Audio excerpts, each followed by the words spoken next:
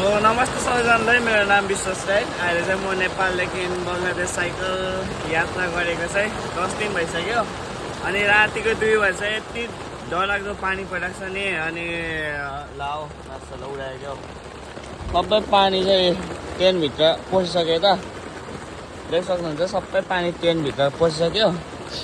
अनि यहाँ चाहिँ ठुलो जग्गा छ क्या, स्पेस छ क्या, बाहिर पनि खुल्लै छ।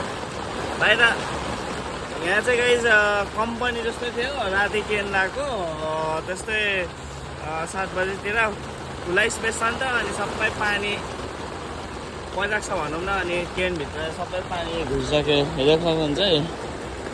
यस्तो हुन्छ है त जिन्दगी ट्राभलरको।